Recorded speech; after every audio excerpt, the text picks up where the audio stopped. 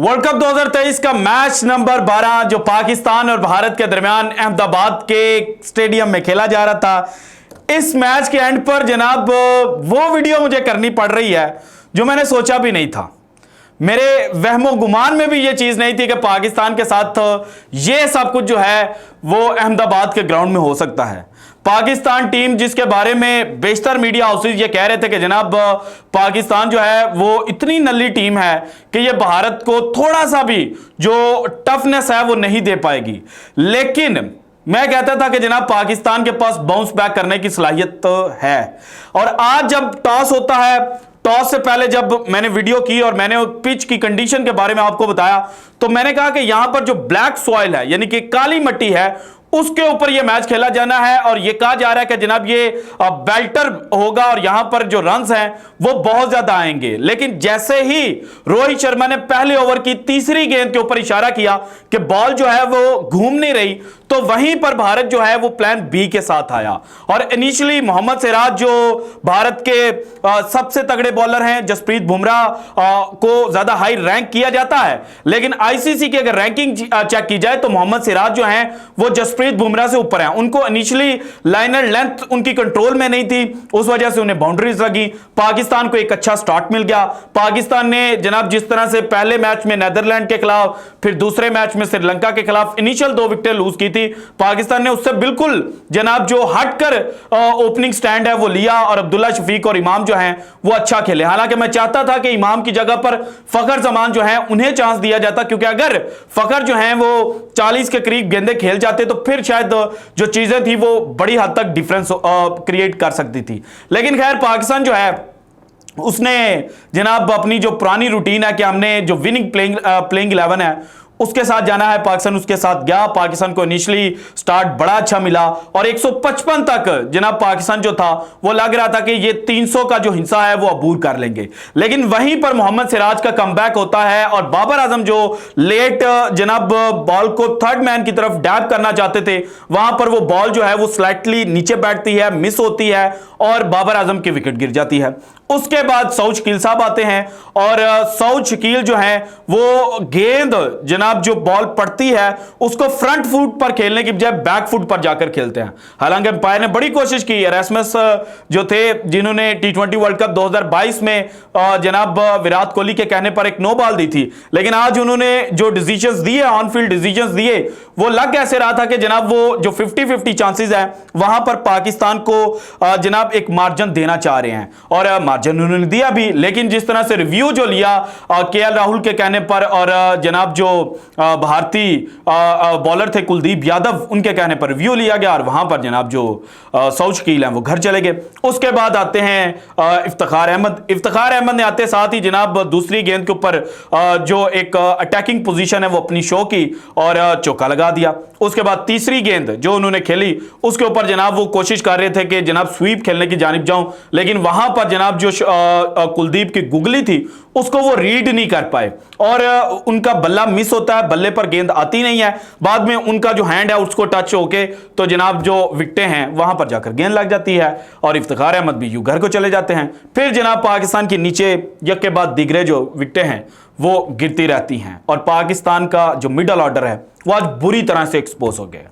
अगर आप पहले मैच की बात करें नीदरलैंड के खिलाफ तो वहां पर भी चीजें जो थी वो कोई ज्यादा अच्छी नहीं थी। वहां पर भी सऊद शकील और रिजवान के दरमियान एक पार्टनरशिप हुई, फिर मिडल ऑर्डर में इफ्तिखार जो है वो नाकाम हुए, नीचे आकर शादाब और जो मोहम्मद नवाज है उन्होंने बैटिंग की और पाकिस्तान को एक रिस्पेक्टेबल जो टोटल था वहां तक पहुंचाया। लेकिन आज के मैच में जब पाकिस्तान को सबसे ज्यादा जरूरत थी तो बाबर आजम के मैच विनर्स जो हैं वो नाकाम हो गए। और ड्यूरिंग ब्रेक जब मैं सुन रहा था शुएब मलिक, वसीम अकरम, मिसबाह और मोइन खान वहां पर बैठे हुए, तो वो कह रहे थे कि जनाब जो कप्तान है उसकी एनर्जी डिफाइन करेगी कि पाकिस्तान जो है वो किस तरह से खेलता है। पाकिस्तान को इस गेम को ज्यादा डीप लेकर जाने की जरूरत नहीं है। और मैं हूं शाहिद अफरीदी, अगर आपने मूवी देखी है ना तो उसमें हुमायूं सईद का एक जनाब बड़ा फेमस डायलॉग था कि कोई भी अच्छी से अच्छी टीम जो होती है वो 10 अच्छी गेंदों की मार होती है। लेकिन आज जनाब पाकिस्तान के जो बॉलर्स हैं वो 10 अच्छी गेंदें नहीं कर पाए।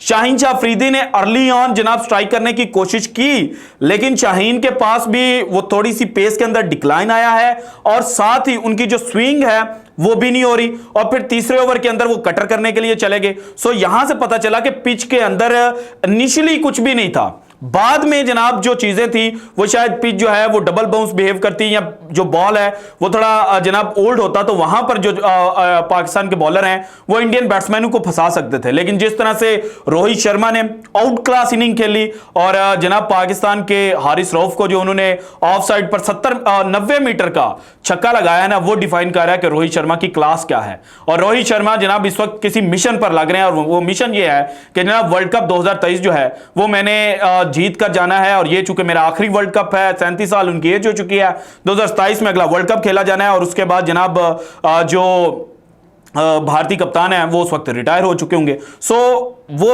टारगेट करके आए हैं कि जनाब मैंने इस वर्ल्ड कप को खेलना है। उसके अलावा जो इंडिया है उनकी प्लानिंग बड़ी बेटर थी, वो plan A, plan B, plan C, plan D तक एग्जीक्यूट उन्होंने किया है।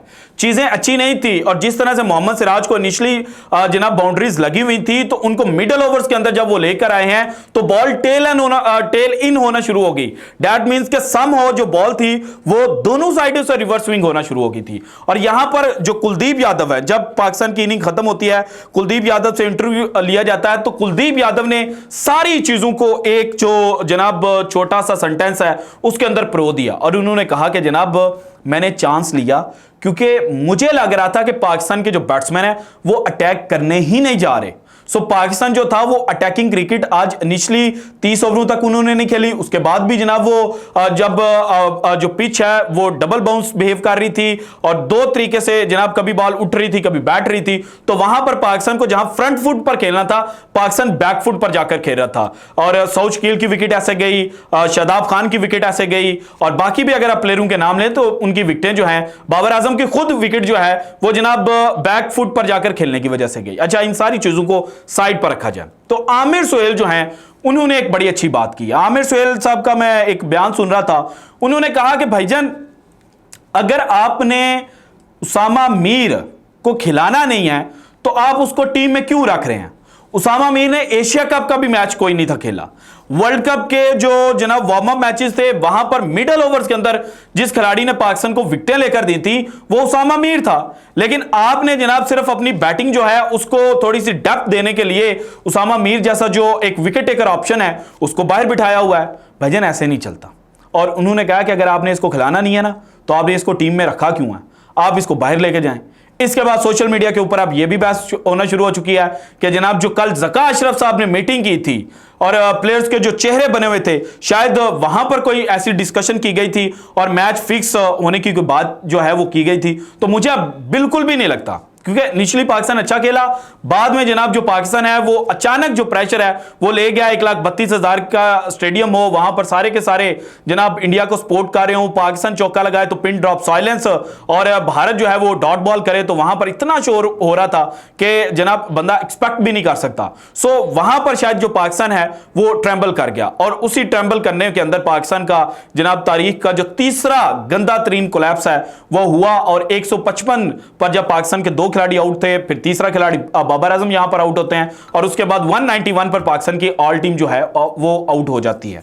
अच्छा जनाब, 191 पर ऑल आउट होना कोई बड़ी बात नहीं है, पाकिस्तान पहले भी हो चुका है। लेकिन आपने अपनी बॉलिंग डिपार्टमेंट के अंदर अगर आपके पास अपने बॉलर्स आप गिने, मोहम्मद नवाज या ऊपर से आते हैं शाहीन शाह अफरीदी, हसन अली, हारिस रऊफ, मोहम्मद नवाज, शादाब खान, और छठा आपके पास ऑप्शन है इफ्तिखार अहमद। अब ना नवाज आपके लिए विकेटें ले रहा है, ना शादाब आपके लिए विकेटें ले रहा है। हारिस रऊफ ने विकेटें ली थी जनाब, 3 विकेटें नेदरलैंड के खिलाफ, 2 जनाब श्रीलंका के खिलाफ, और वो भी आखिरी ओवर के अंदर जाकर।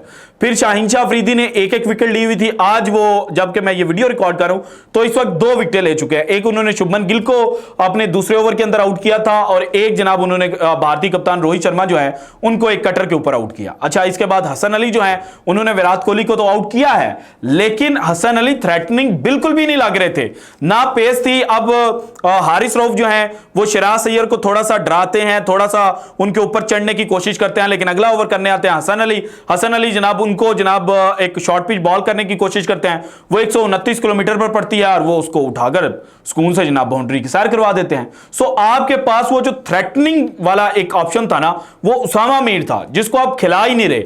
और अब अगला मैच पाकिस्तान का चूंकि जनाब जो ऑस्ट्रेलिया है उसके साथ है, सो पाकिस्तान को अब बैठना पड़ेगा कि ये मैच डन एंड डस्टेड है, कोई प्रॉब्लम नहीं है। अब नेट रन रेट को ज़हन में रखें और उसके बाद अगले मैचेस की प्लानिंग करें। पाकिस्तान के पास ऑप्शंस हैं कि वो 3 मैचेस जनाब जो ग्रुप स्टेज है उसके लूज कर सकता है। एक मैच लूज करके भारत के खिलाफ, अब 2 मैचेस की मजीद पाकिस्तान के पास जनाब ये अपॉर्चुनिटी है कि अगर वो उनको लूज भी कर ले और बाकी जो मैचेस हैं वो अपने जीत ले, और 6 मैचेस यूं पाकिस्तान ने जनाब 9 में से जीते होंगे तो पाकिस्तान जो है वो वर्ल्ड कप 2023 के लिए के सेमीफाइनल के लिए क्वालिफाई कर जाएगा। सो पास्ट को भूले, मूव फॉरवर्ड करें। और अब तो जनाब भारतीय मीडिया जब आज कह रहा था ठोका ठोका, तो मुझे खुद ये ख्याल आ रहा था कि वाकई आज उनका बनता है और उनकी सेलिब्रेशन है, सो उनको करना चाहिए और बड़े बेहतर अंदाज से वो कर रहे हैं। बहरहाल पाकिस्तान के ये लिए एक ब्लेसिंग इन डिस्गाइज भी है कि आपको इतना अच्छा जो जनाब इनिशियल स्टार्ट मिला उसको आप कैरी ऑन नहीं कर सके। और पाकिस्तान के जो पहले 4 बैट्समैन हैं, अब्दुल्ला शफीक 20 रन, इमामुल हक 36, बाबर आजम 50 और मोहम्मद रिजवान 49। सो इन 4 प्लेयर्स में से एक प्लेयर को पूरे 50 ओवर जो हैं वो खेलने पड़ने थे अगर पाकिस्तान ने 280-290 के दरमियान जो टारगेट है वो अचीव करना था। और अगर इनमें से एक प्लेयर जो है वो पूरे 50 ओवर तक टिका रहता, एक एंड संभाले रखता, तो फिर जनाब जो चीजें थी वो इतनी खराब ना होती जितनी जनाब इस वक्त स्कोर बोर्ड के ऊपर शो हो रही हैं। और इसके अलावा जनाब भारतीय जो क्राउड है वो आया हुआ था आज मैच के अंदर, उन्होंने जिस तरह से नारेबाजी की है तो ये भी बात माननी पड़ेगी कि जनाब भारतीय जो हैं वो क्रिकेट लवर्स नहीं है। भारत जनाब वहां पर किसी सूरत भी पाकिस्तान को सपोर्ट नहीं कर रहा था। पूरे स्टेडियम के अंदर 2 बंदे जो हैं जनाब वो पाकिस्तान की जर्सी में नजर आ रहे थे, और वो भी 2 पाकिस्तानी नेशनल नहीं थे, वो जनाब फॉरेन नेशनल थे और वहां से जनाब वो पाकिस्तान को सपोर्ट करने के लिए आए हुए थे। सो भारत को अब जनाब जो एक आज हरकत की है, जब बाबर आजम टॉस के वक्त बोलने लगे और जब वो तज़हीक अमेज नारे लगाए गए और बाबर आजम को बूट डाउन किया गया, तो ये नहीं होना चाहिए था। बहरहाल जनाब आज की जीत जो है वो भारत की बड़ी शानदार है, भारत के लिए ये एक जनाब अच्छी जीत है। और इसके बाद भारत जो है वो वर्ल्ड कप 2023 के सेमीफाइनल में आप यूं समझे कि क्वालिफाई कर चुका है, और उसके बाद सेमीफाइनल के बाद उनकी लक है कहां तक उनको लेकर जाती है। और भारत जनाब सेमीफाइनल तक तो पिछले इवेंट्स के अंदर भी पहुंचता रहा, लेकिन उसके बाद जनाब उस सेमीफाइनल को चैंपियन में कन्वर्ट करना जो है वो भारत के लिए जनाब कन्वर्जन हो नहीं पा रही। सो अब भारत के पास चांस है। आज जिस तरह से डबल बाउंस्ड पिच बनाई गई थी, इसी तरह की पिचेस जो हैं वो भारत को मिलेंगी और भारत मजीद जो कामयाबियां हैं वो समेट सकता है। So this is it from today's episode. अगर आपको वीडियो पसंद है तो लाइक कीजिएगा, ज्यादा से ज्यादा शेयर कीजिएगा, अपनी कीमती राय का इजहार लाजमी कीजिएगा, और अगर आपने अभी तक चैनल को सब्सक्राइब नहीं किया तो कर दें। शुक्रिया, अल्लाह हाफिज।